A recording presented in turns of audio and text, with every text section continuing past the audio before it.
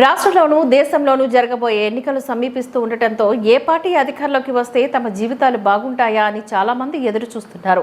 ఎవరు వస్తే బాగుంటుంది అని దివ్యదర్శిని మీడియా హౌస్ చేపట్టిన ప్రజాభిప్రాయం సేకరణలో విద్యార్థులు, ఉద్యోగస్తులు, రిటైర్డ్ అయిన వాళ్ళు, ఆటో నడిపిన వాళ్ళు, చిన్న పాన్ షాప్ నడిపే వాళ్ళు, కూరగాయలు అమ్మేవాళ్ళు లాంటి అందరినీ కలవడం జరిగింది. అయితే అందరూ కూడా జీతాలు సరిగ్గా ఇవ్వాలని, పెన్షన్ల సమయానికి ఇవ్వాలని, చదువు పూర్తయిన విద్యార్థులకు ఉద్యోగ అవకాశాలు కల్పించాలని, నిత్యావసర ధరలు అందుబాటులోకి తీసుకురావాలని, ఇలాంటి నాసిరకం మద్యం అమ్మటం వల్ల మగవాళ్ళు ఆరోగ్యం పాడవుతుండటంతో కుటుంబాలు వీధిని పడుతున్నాయని, ఉచితాలు మనకు అవసరం లేదని అభిప్రాయం వ్యక్తం చేస్తున్నారు. వీరందరితో Divyadarshini staff reporter Varalakshmi face to face. కాదండి, ఇంట్లో పడవలసింది రేషనం, పప్పులని, నూనెని, మొత్తం రేషనం, బియ్యమని, ఇవన్నీ వీటి మీద రేటు తగ్గించి డబ్బులు ప్రజలు పంచడం మానేస్తే సరిపోద్దు. ఒక ఇంటికి వెళ్తాను ఏకంగా డబ్బులు, లేదంటే ఏకంగా లేకుండా అయిపోతుంది జనాలు. అది కాకుండా పిల్లలకు జాబులు ఏమైనా ఉన్నాయి? అసలు పిల్లలు పాడైపోతుండ్రా. మెయిన్ ఒక కంపెనీలు తెస్తామని లేదు మన ఆంధ్రాకి.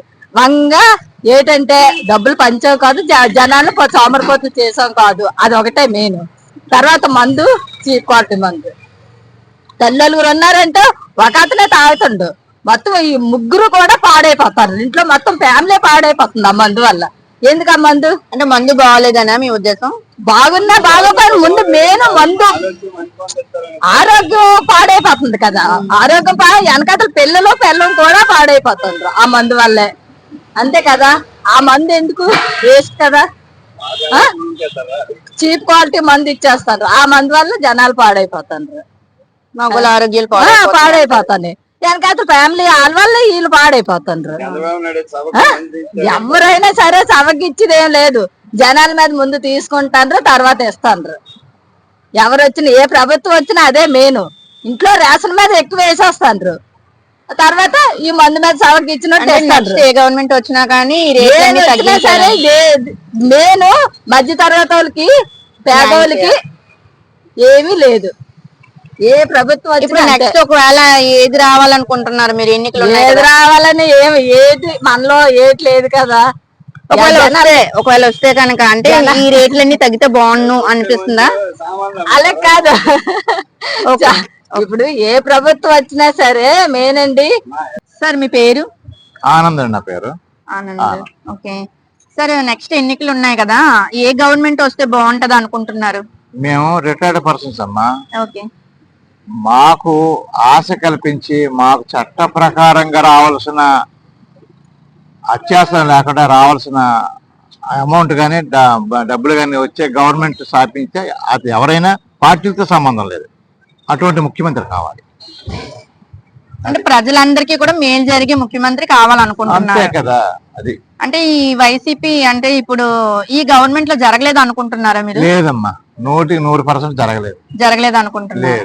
ఎందువల్ల అనుకుంటున్నారు? అంటే ఏం జరగలేదు అనుకుంటున్నారు మీరు? ఇతను రూల్ ఆఫ్ లాకి వ్యతిరేకిస్తే వ్యక్తి కనుక, లాని ఉల్లంఘించే వ్యక్తి, నిర్భయంగా ఉల్లంఘించిన వ్యక్తి కనుక ఇతను ఈ రీతిని ఉంటాడు కనుక, ఒక సైకో మనస్తత్వం ఉంది కనుక చీఫ్ మినిస్టర్ గా అపనంగా ఎలిజిబిలిటీ లేని వాళ్ళకి 3,000 రూపాయలు ఇస్తే వాళ్ళు విశ్వసించవచ్చు.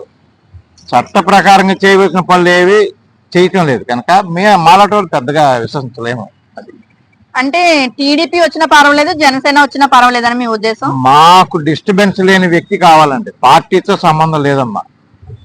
మా రిటైర్డ్ పర్సన్స్ కి అలాగే ప్రజలకి సమగ్రమైన పరిపాలన అందించే వ్యక్తి ఎవరైనా కావాలి. అతను కాదు.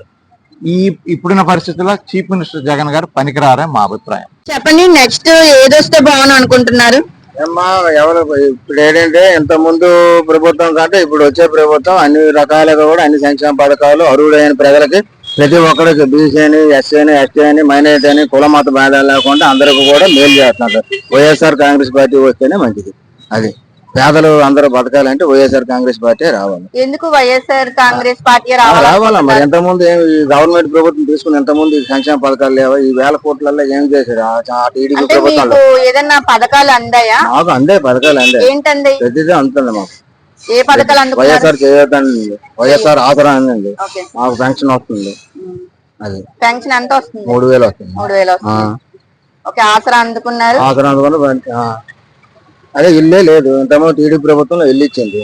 ఇస్తే మా పాప ఒక పాప, మేము ఉన్నది ఏం లేదు, మేము బీసీ క్యాస్ట్. ఆ పాపకు ఇల్లు అమ్మేసి పెళ్లి చేసాం ఒకే పాప. ఇప్పుడు మాకు ఇల్లు కూడా లేదు ఊర్లో. మాది బొబ్బిలి, మా విజయనగరం జిల్లా బొబ్బిలి మండలం కన్నంపేట పంచాయతీ, అదే విలేజ్. అది అక్కడ ఇల్లు కూడా లేదండి. ఇక్కడ వైజాగ్ వచ్చి ఉపాధి ఈ గవర్నమెంట్ బాగుందని చెప్తున్నారు మీరు, ఆసరాలు అంటే ఎక్కువ ఇస్తున్నారని. ఇస్తున్నారని కాదు, ప్రతి అరుణైన కుల మతం లేకుండా, పార్టీ కూడా భేదం లేకుండా, పార్టీ కూడా చూడకుండా ప్రతి అరుణైన అందరికల్లా ఇస్తున్నారు. ఇప్పుడు ఈ ప్రభుత్వం వైఎస్ఆర్ కాంగ్రెస్ పార్టీ ప్రభుత్వం, జగనన్న ప్రభుత్వం. ఎంతమంది పార్టీ చూసుకొని ఇచ్చేవాళ్ళు.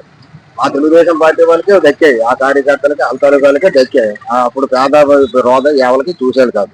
అందుకనే వైఎస్ఆర్ కాంగ్రెస్ పార్టీ రావాలి. మాకు సంక్షేమ పథకాలు అన్నేమని కాదు, ప్రతి ఇంట్లో కూడా ఏదో ఒకటో రెండో పథకాలు ఉంటాను. 100% కూడా అంతే. అవి అందడం గురించి కాదు. మరి ఇప్పుడు ఇన్ని పథకాలు పెట్టారు జగన్ ప్రభుత్వం, వైఎస్ఆర్ కాంగ్రెస్ పార్టీ ప్రభుత్వం. మరి ఇంతకు ముందు ఏమి లేదా?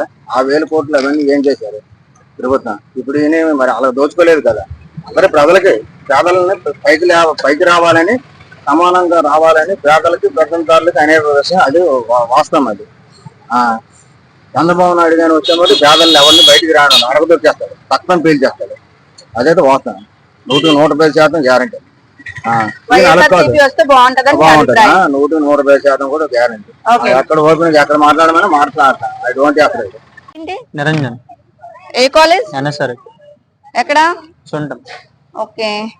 నెక్స్ట్ ఎలక్షన్స్ ఉన్నాయి కదా, ఏ పార్టీ వస్తే బాగుంటది అనుకుంటున్నారు? అంటే 3 పార్టీస్ యూనియన్ గా ఉంది కదా, 3 పార్టీస్ యూనియన్ కదా, అదైతే వస్తే బాగుంటది అనుకో. ఏ పార్టీ అంటే? జనసేన, టీడీపీ, బీజేపీ ఉంది కదా. మూడు కంబైన్డ్ కాబట్టి మూడిట్లోకి ఏదొచ్చినా ఓకే. ఎందుకు అదే రావాలనుకుంటున్నారు? ఎందుకంటే ఇప్పుడున్న ప్రస్తుతం గవర్నమెంట్ లో అయితే ఐటీ కంపెనీస్ అంటే లేవు. మేము బీటెక్ స్టూడెంట్స్, మా పక్కా జాబ్ చేయాలంటే ఐటీ కంపెనీస్ కి బయట స్టేట్స్ కి వెళ్ళాల్సి వస్తుంది. అదే గవర్నమెంట్ చేంజ్ అవుతే దట్టు పవన్ కళ్యాణ్ కొంచెం మైండ్ గా ఆలోచిస్తాడు కాబట్టి ఐటీ కంపెనీస్ అయి ఉంటాయి కాబట్టి ఇక్కడ మళ్ళీ ఆ గవర్నమెంట్ వస్తే బాగుంటుంది. అంటే పవన్ కళ్యాణ్ గారు వస్తే బాగుంటది అనుకుంటున్నారు మీకు ఉద్యోగాలకా? ఐటీ కంపెనీస్ కి. ఓకే. అంటే ఈ గవర్నమెంట్ ఇప్పుడు వైఎస్ఆర్సీపీ ప్రభుత్వం ఎలా ఉంది అంటే? నో యూజ్, ఏం డెవలప్మెంట్ లేదు. డెవలప్ ఏం లేదు. మీ యూత్ కి డెవలప్మెంట్ లేదు అనుకుంటున్నారా, లేదంటే అందరికీనా? మాకు ప్రస్తుతం అయితే మాకు సంబంధించి అయితే ఏం డెవలప్మెంట్ లేదు. మాకు సంబంధించి జేవిడి అంటారా, జేవిడి పాత గవర్నమెంట్ లో అయితే డైరెక్ట్ అకౌంట్స్ లో పడేది. ఇప్పుడైతే అంటే నెక్స్ట్ ఏది వస్తే, ఎన్నికలు ఉన్నాయి కదా, ఏది వస్తే బాగుంటది? ఏది వచ్చినా నలుగురికి మంచి చేసేది ఏది వచ్చినా పర్వాలేదు. మందు రేట్లు తగ్గిస్తాం, ఫ్రీగా డొనేషన్ ఇస్తాం, అవి ఏమి మాకు అవసరం లేదు. ఉన్న కాయగూరలకి, రేషన్ కి డబ్బులు తగ్గించుకుంటే చాలు. నేను ఇవన్నిటి మీద బాగా చేసామో, చాలా ఫ్రీగా వచ్చి డొనేషన్లు అవి ఇస్తే అవసరం లేదు. ఫ్రీగా మంది ఇస్తాను, అది ఇస్తానండి, అవి అవసరం లేదు. రోడ్లు మామూలుగా ఇన్నోళ్ళకి రేషన్ ఫ్రీగా ఉంటుంది, అది ఇచ్చే డబ్బులు ఓట్లు అవసరం లేదు. అది ఏ గవర్నమెంట్ అయినా పర్వాలేదు. డబ్బులు వద్దు కానీ మంచి గవర్నమెంట్ వస్తే బాగుంటది అని మీ ఉద్దేశం? అది ఏది వచ్చినా పర్వాలేదు, జనాలకు మంచి చేసి కావాలా. ఫ్రీగా మంది ఇస్తాము, ఫ్రీగా వచ్చి డబ్బులు ఇస్తాము అని గవర్నమెంట్ లో అవసరం లేదు. ఒకవేళ ఇచ్చినా మీరు తీసుకోరా? ఓటు చాలా విలువైందని. అది ఒకటి. సరే అండి. మరి ఇప్పుడు ఎలా ఉందండి? ఇప్పుడు మనకి ఈ గవర్నమెంట్ కొన్ని మంచిగా ఉన్నాయి, కొన్ని చెడు ఉన్నాయి. అలా నెక్స్ట్ గవర్నమెంట్ ఇచ్చే ఆఫర్లు కూడా అలాగే ఉన్నాయి. అంటే ఏవి మంచి ఏవి చెడు? ఎల్లెళ్ళకి ముసలి వాళ్ళకి ఫ్రీగా వచ్చి ఇంటికి వెళ్ళి పింఛన్లు కూడా మంచి, అది చెడు అన్నాను. అలాగే చెడు అనేది ఏంటంటే వీళ్ళందరికీ వచ్చి డబ్బులు అని ఫ్రీగా పంచి ఇవన్నీ ఇవ్వడం, తర్వాత ఎడ్యుకేషన్ వచ్చి బాగోలేకపోతే ఇదంతా చెడు. డెవలప్మెంట్ అనేది లేదు. మరి ఆడు ఇచ్చి డెవలప్మెంట్ చేస్తాడనేది లేదు, ఇది చేసింది లేదు, అంతా అలాగే ఏడుస్తాను. అది ప్రతి నాయకుడు వాళ్ళు కడుపు నింపుకోవడం తప్ప బయటకు ఎవరు ఏ గవర్నమెంట్ వాళ్ళన్నా సరే. అంటే నెక్స్ట్ ఏది వచ్చినా కూడా ప్రజలకు న్యాయం జరగదని జరగదు. ఎవరి గురించి వాళ్ళే ఉన్నారు. ఇప్పుడు అందరూ కోట్లు పడతారు, కోట్లు కుమ్మరించుకుంటారు. ఏం చేస్తారు ఇవన్నీ కోట్లు? వాళ్ళు బతకడం తప్ప జనాలు బతకడం కాదు కదా. అంటే చాలా మంది యూత్ అందరూ జనసేన వస్తే బాగుంటదని అనుకుంటున్నారు. జనసేన మొత్తం సీట్లు లేవు కదా, సగం సీట్లు ఉన్నాయి. ఎవరి దగ్గర ఉన్నారు? ఇప్పుడు మీ ఇంటికి వస్తే మీరు అన్నం పెడతారంటే మీ ఇంట్లో ఉన్నట్టు పోతారు, నా ఇంట్లో ఉన్నట్టు ఎవరు కదా. ఏదండి 10 సంవత్సరాలు బట్టి కింద మీద పడతాండి, ఏది సీట్లే సంపాదించలేదు కదా. ఇంకేముంది? కొంచెం చంద్రబాబు నాయుడు అయినా ఆడికి సీట్లు లేవు కదా, ఇప్పుడు ఏమొచ్చి మళ్ళీ బీజేపీలోకి వెళ్ళారు కదా, ఏమైంది? తిట్టుకోవడం కొట్టుకోవడం తప్ప అంటే మొత్తం అన్ని కలిస్తేనే కదా మొత్తం టీడీపీ వస్తుందనే ఉద్దేశం మీద మొత్తం అన్ని కలిసాయి. ముందు రాలేదా? ఇవాళ కొత్తగా వచ్చిందా? టీడీపీ ఇంతకు ముందు రాలేదండి, ఇవాళ కొత్తగా వచ్చింది ఏంటి? ఇంతకు ముందు కూడా వచ్చింది కదా, అప్పుడు అక్కడ వచ్చినప్పుడు ఇప్పుడు ఏం ధైర్యం చాలేదా? దాన్ని అసలు డబ్బులు కుమ్మరించుకోవడానికి ఎందుకు వచ్చింది? ఇది జనాలు పంచవచ్చు కదా, ఇదన్నీ ఏమొచ్చి రోడ్ల మీద ఏమొచ్చి ఇలా కుమ్మరించుకోవడం ఇవన్నీ. జనార్దన్. ఏ కాలేజ్? ఎన్ఎస్ఆర్ఐటి. ఓకే, ఏం చదువుతున్నారు? BTech first year. First year. Okay, next elections ఉన్నాయి కదా, ఏది వస్తే బాగుండు అనుకుంటున్నారు? జనసేన టీడీపీ వస్తే బాగుంటుంది. ఏది మూడిట్లోకి ఏంటి? జనసేన. జనసేన ఎందుకు రావాలనుకుంటున్నారు? అంటే డెవలప్మెంట్ ఆడి చేస్తున్నాం. డెవలప్ ఇంకా ఇంకా ఏం జాబ్ కోరుకుంటున్నారు? నోటిఫికేషన్స్ ఆడి చాలా విద్యార్థులకు కూడా చాలా చేస్తానని చెప్పారు. పవన్ గారు చెప్పారా? అందుకని జనసేన రావాలనుకుంటున్నాను. అంటే యూత్ బాగుంటది అనుకుంటున్నాను. సూర్యబాబు నా పేరు. ఓకే, ఇప్పుడు నెక్స్ట్ ఏది వస్తే బాగుంటది అనుకుంటున్నారు? నెక్స్ట్ అంటే గతంలో గంట శ్రీనివాసరావు గారు ఇక్కడ ఎమ్మెల్యేగా పోటీ చేసి గెలిచారు. ఈ భూ సమస్య క్లియర్ చేస్తామని చెప్పారు, క్లియర్ చేయలేదు. ఆ తర్వాత అవంతి గారు గెలిచారు, ఆయన కూడా క్లియర్ చేయలేదు. చెప్పారా వాళ్ళు? వాళ్ళు క్లియర్ చేస్తామని చెప్పారు. ఏ సమస్య క్లియర్ చేయలేదు. కనీసం ఏ సమస్య క్లియర్ చేస్తానని చెప్పారు మీకు గతంలో? గతంలో భూ సమస్య క్లియర్ చేస్తామని చెప్పారు. నెక్స్ట్ చిన్న చిన్న ఇల్లు రిపేర్ చేయించుకోవచ్చు అవన్నీ చెప్పారు. అంటే పంచగ్రామాల భూ సమస్య తీరుస్తామని చెప్పారు. ఓకే, అందువల్ల మనకి ఏ సమస్య క్లియర్ అవ్వలేదు. మొదటిది. మరి మీరు అడగలేదా గెలిచిన తర్వాత? ఆయన రాలేదు ఇక్కడికి. మరి మీరు వెళ్ళాలి కదా, అతను రాకపోతే? మీరు వెళ్ళాలంటే మాకు పనులు మాకు ఉంటాయి కదండి. ఇప్పుడు ముందు వస్తారు, తర్వాత కనబడరు. ఇంకా ఎన్నోసార్లు మనకు ఎవరు కూడా జరిగింది. అందువల్ల ఈసారి మాకు ఓటు ఎవరికి వేయాలో కూడా తెలియలేక ఓటు వేయడం మానేద్దాం అనుకుంటున్నాం చెప్పాలంటే. ఓటేయడం మానేస్తే బాగోదు కదండి. మనకి ఎవరైతే విలువైనది కదా, ఓటు చాలా విలువైనది కదా. అలాగని వైపు నుంచి వేసుకొని వస్తున్నాం మనం. ఇది జరిగింది అనమాట. నా అభిప్రాయం నేను చెప్పాను. మిగతా అంటే ఇప్పుడు బాగాలేదు అనుకుంటున్నారా? మరి ఇద్దరు వేస్ట్ అని తెలిసిపోయింది నాకైతే మాత్రం. మరి ఇంకా నా ఒక్కడే అభిప్రాయం, మిగతా అభిప్రాయం మన. మీ పేరేంటి? నా పేరు అప్పలనాయుడు అండి. అప్పలనాయుడు.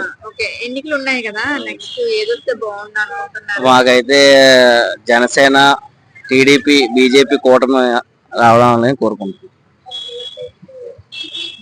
ఏం చెప్పాలనుకుంటున్నారు? అంటే ఇప్పుడు ఎలా ఇప్పుడు ప్రస్తుతానికి గవర్నమెంట్ అయితే నచ్చలేదండి, బాగాలేదు. అసలు జగన్ గారు ఏది కూడా అసలు ఒక సంక్షేమ పథకాల మీద తప్ప ఇంకా దేని మీద కూడా దృష్టి పెట్టరు కూడా. ఇంకా ఎందుకంటే ఉన్న రాష్ట్రంలో అప్పుల్లో కూరుకుపోయింది. రాష్ట్రం కూడా అసలు అన్యాన్య స్థితిలోకి వెళ్ళిపోయింది రాష్ట్రం కూడా. సో మేమైతే జనసేన రావాలని కోరుకుంటున్నాం. జనసేన, టీడీపీ, బీజేపీ కూటమి రావాలని కోరుకుంటున్నాం. ఆ కూటమి వస్తే ఉద్యోగాలు వస్తాయి, ఇంకా ఇండస్ట్రీస్ వస్తాయి, రాష్ట్రం డెవలప్ అవుతుంది అనుకుంటున్నాం. ఇప్పుడున్న ప్రస్తుతానికి రాష్ట్ర పరిస్థితి అయితే చాలా అధ్వానంగా ఉంది. ఎందుకంటే మనకన్నా వెనకబడిన రాష్ట్రాలు కూడా మనకన్నా ముందుకు వస్తున్నాయి. సో ఈ ప్రభుత్వం మారితే బాగుంటుందని మేము అనుకుంటున్నాం. మన రాష్ట్రం పూర్తిగా వెనకబడే ఉందండి ప్రస్తుతానికి అయితే. మనం ఇప్పుడు బీహార్ కన్నా చాలా వెనకబడి ఉన్నాం. ఒకప్పుడు బీహార్ లిస్ట్ లో ఉండేది, ఇప్పుడు మనం లిస్ట్ లోకి వచ్చాం. ఈ మూడు పార్టీలు కలిసి వచ్చి ప్రభుత్వాన్ని స్థాపిస్తే రాష్ట్రం చాలా అభివృద్ధి చెందుతుందని అభిప్రాయం. కొత్తగానే ఉంది, అన్ని ప్రభుత్వాలు చూసిందే చూడొచ్చు. కానీ ఈ మూడు కలిసి వస్తే సెంట్రల్ నుంచి కూడా మనకి సపోర్ట్ వస్తుంది. ప్లస్ స్పెషల్ స్టాటస్ కోసం కూడా మనం ఏమంటారు ఫైట్ చేయొచ్చు. మార్పు ఇప్పుడు ప్రస్తుతానికి రాష్ట్ర ప్రజలు అయితే మార్పు కోరుకుంటున్నారు, కోరుకున్నారు కూడా. ఇంకా అది చూడొచ్చు అంతే. ఇంకేం పవన్ కళ్యాణ్ గారు అంటే అతను ఒక మంచి వ్యక్తి అండి. అంటే కల్మషం లేని వ్యక్తి. ఎవరు అన్న జర పలుకుతారు. సో అందువల్ల మనకి మా యూత్ కనే కాదు పెద్దవాళ్ళు కూడా అభిమానం అనేది చాలా ఎక్కువ. పవన్ కళ్యాణ్ అంత మంచి వ్యక్తి అయితే నేను ఇప్పుడు వరకు చూడలేదు, ఇంకా ఉండరు కూడా. ఎందుకంటే అతను సొంత డబ్బులు పంచుతున్నారండి. కష్టపడిన డబ్బులు ప్రజలకు పంచి ఇచ్చే నాయకుడే మనకి రాష్ట్రానికి కావాలి. అతనికి ఎన్నో కార్లు ఉండొచ్చు, ఇల్లులు ఉండొచ్చు, కోట్లు ఉండొచ్చు, కానీ అవన్నీ అమ్ముకొని ఎలక్షన్ లో పోటీ చేయాలని వచ్చి ఒక ఒక ఎజెండాతో వచ్చి ప్రజలకి న్యాయం చేయాలి, ప్రజలకు సేవ చేయాలని ఒక మంచి వ్యక్తి. అలాంటి వ్యక్తి ఇంకా ఆంధ్రప్రదేశ్ లో దొరకరు కూడా, ఇంకా రారు కూడా. అందువల్ల పవన్ కళ్యాణ్ గారు అంటే మాకు అభిమానం, ఇష్టం.